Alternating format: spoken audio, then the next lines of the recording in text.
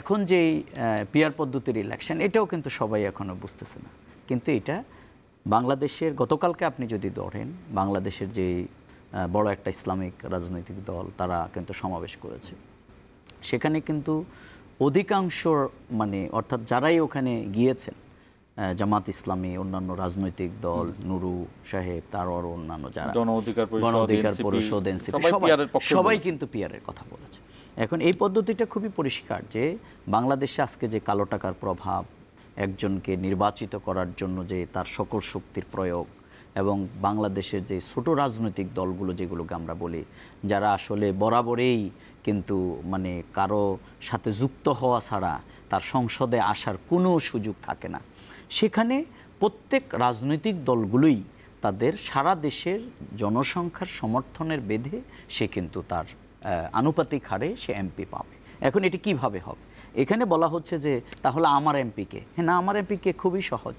বাংলাদেশের যেই রাজনৈতিক দলগুলো তারা তাদের সংখ্যা প্রকাশ করবে, অর্থাৎ তারা তাদের যদি তারা সবচেয়ে কম পায় তাহলে কোন 2 জন, কোন 3 জন, এইভাবে করে উপর থেকে তারা সেটা দেবে।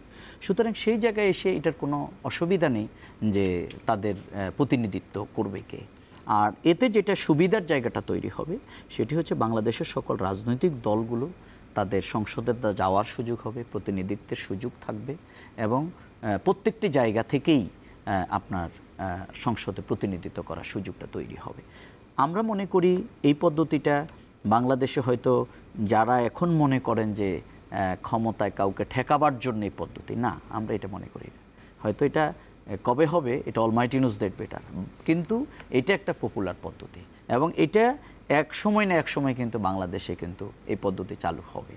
এখন আপনি হয়তো এখন মনে করছেন যে আপনার ক্ষমতায় যাওয়ার জন্য কেউ ব্যারিকেড দিচ্ছে, না, এটা আমরা মনে করি না।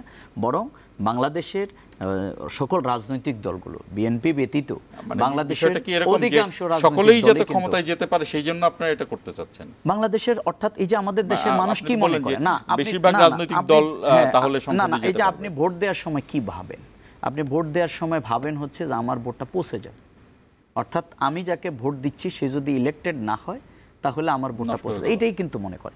কিন্তু এই পিয়ার পদ্ধতিতে বাংলাদেশের কোনো মানুষ কিন্তু আর মনে করবে না যে আমার ভোটটা পৌঁছে যাবে, বরং আমি যে দলকে সমর্থন করব সেই দলে কিন্তু অধিকাংশ সংখ্যা নিয়ে কিন্তু সংসদে প্রতিনিধিত্ব করার সুযোগটি পাবে।